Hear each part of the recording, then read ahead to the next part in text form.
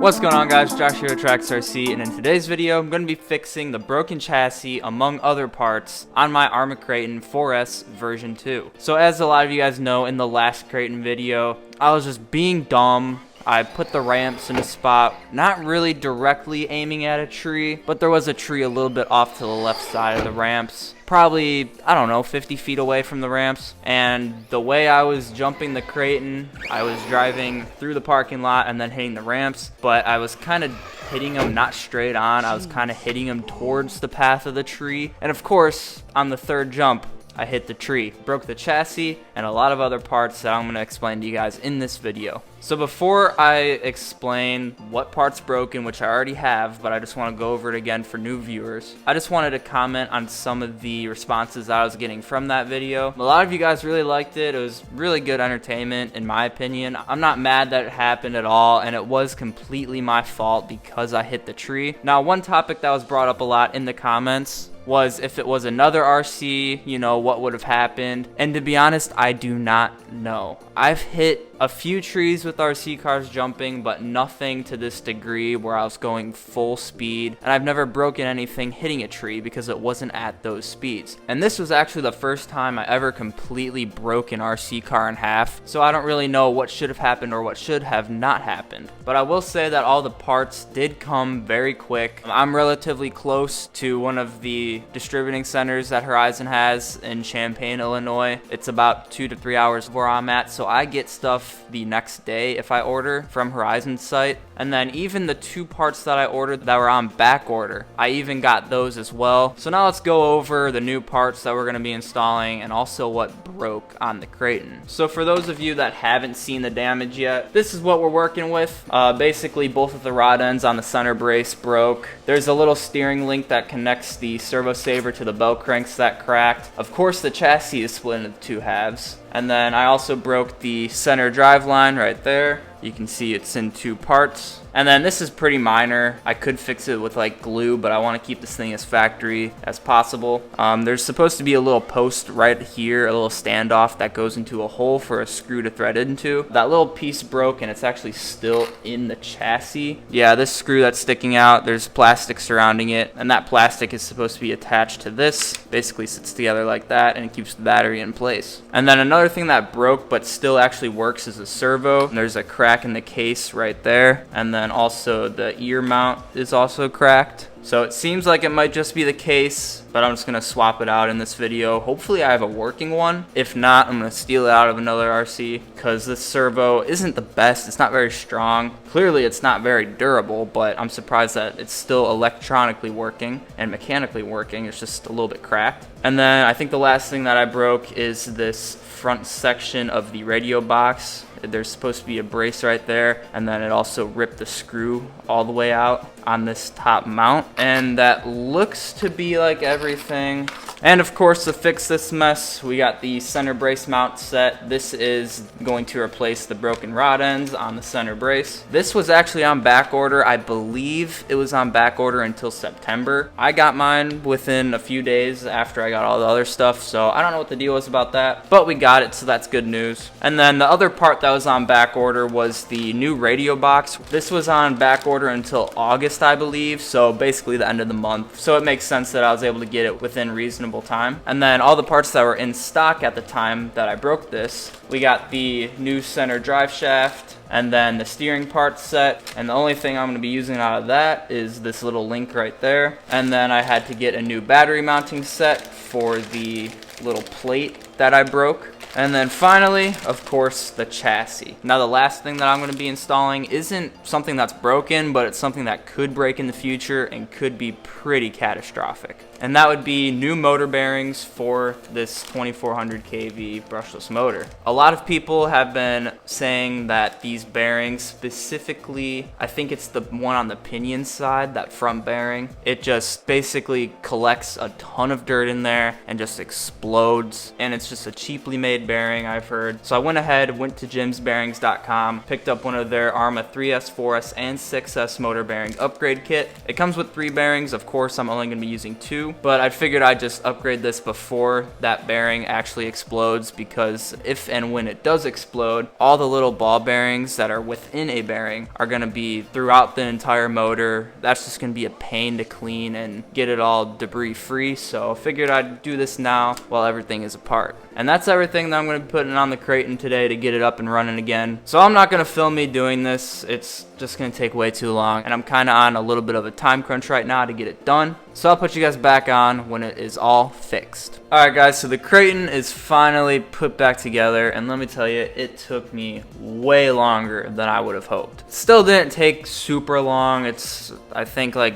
almost 10 o'clock at night, and I started at like 5:30, I think. So roughly 4 to 5 hours to do everything. If I take the body off here, you can see how fresh the new chassis is looking. A few little mentions about the install and fixing this thing. First of all, I'm still running the stock servo that I cracked. It turns out that only the bottom case was cracked. And the reason why I'm still using the servo is because ARRMA, for whatever reason, their servos are a 23 tooth spline. So that means that the servo saver is also a 23 tooth. And I don't have any servos that have a 23 tooth spline. So what I ended up doing is just super gluing basically the cracks together, and it still works. I can plug the battery in and show you guys. It's probably not going to be waterproof anymore, but I didn't really plan on taking this RC in water, so I really do think that it's going to be fine for a while. And who knows, I may just run it until it dies or until it cracks again, or I'll be a little bit proactive and replace it.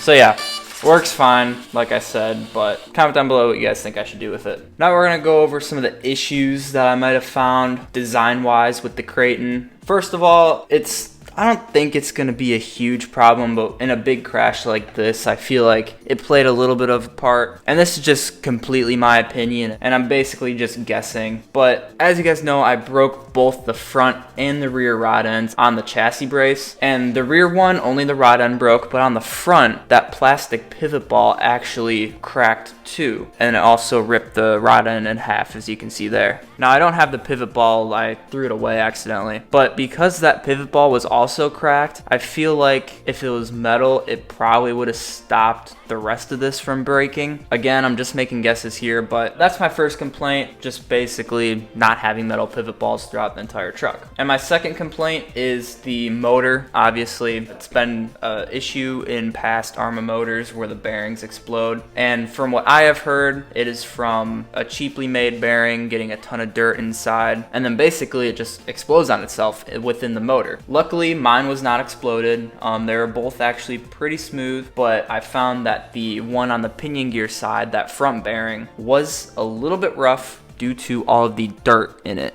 Now, it might be a little bit hard to see on camera, but there's just a ton of dust and debris in this bearing, and I really don't know how that happens. Like, I know that these ARRMAs do have issues where a lot of dirt and debris collects in this motor module and also underneath it and stuff, but it shouldn't end up in the bearings. I mean, it's just a cheap bearing, I think, so hopefully the new ones I put in from Jim Bearings last. And then another thing I noticed is when I was working on taking this bearing out, this front shield on it is a little bit beat up. I think it was actually beat up from me using a flathead screwdriver trying to pry it out from the small hole where the motor shaft sticks through, but it was detached. Again, I think that's from me because all the marks on it look like it'd be from a flathead screwdriver. So yeah, that's my second complaint. I'm glad I got that over with. It wasn't really fun to take that thing apart and upgrade that, but hopefully I don't have that issue where they explode. And then my last complaint has to deal with the broken chassis. Now, like I've said many times, I'm not mad that the chassis broke. I do think that it was completely my fault, but I do think that there is some more room for improvement in the design of the chassis. And as you guys know, I just posted a video breaking the Granite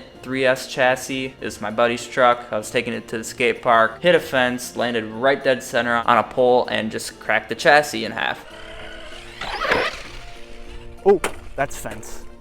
Did it just pop out or did it break? No.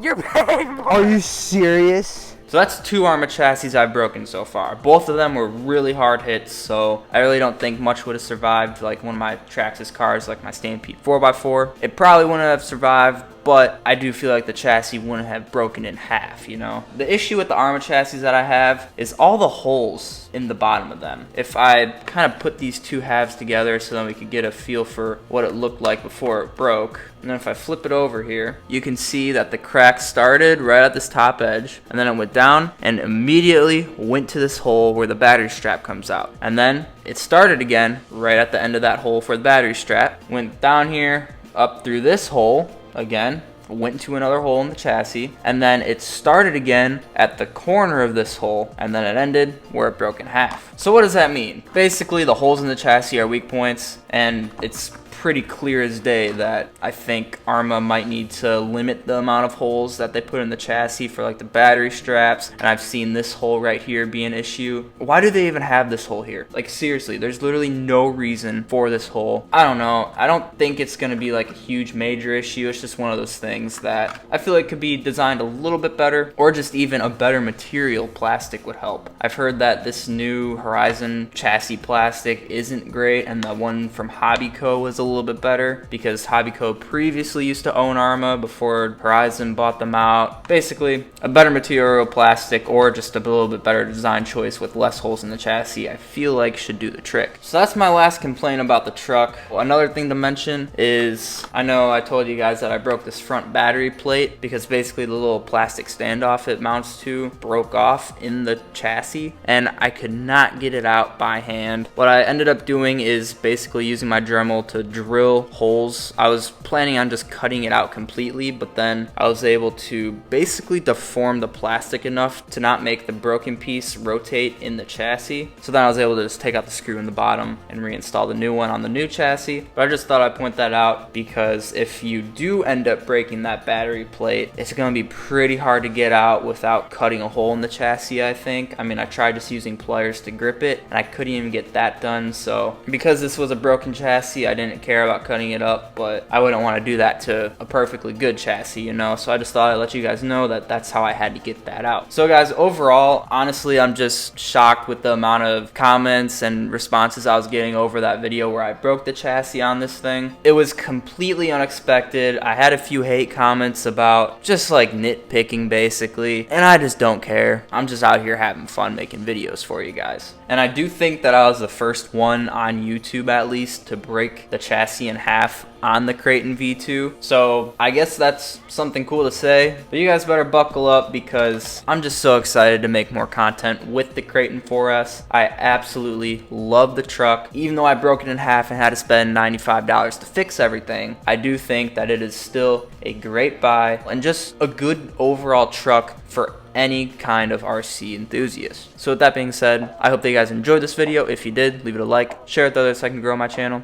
And with that, I will see you guys in the next video on Trax RC. There goes a sight from my soul.